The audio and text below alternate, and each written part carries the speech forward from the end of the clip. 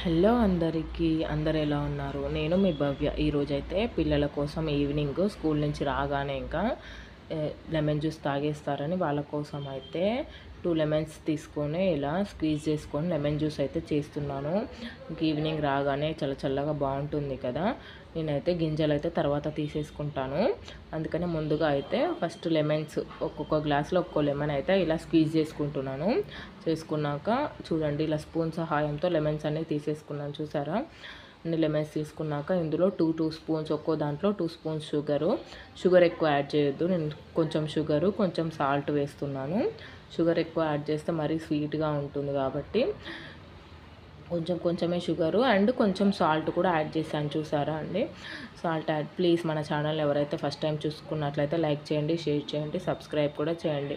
నేను ముందుగా cool water పెట్టి ఫ్రిడ్జ్లో పెట్టుకున్నాను. అవి అందులో పోసుకొని ఇంకా అన్నీ ఇలా స్పూన్ సహాయంతో ఇలా కలుపుకోవాలి.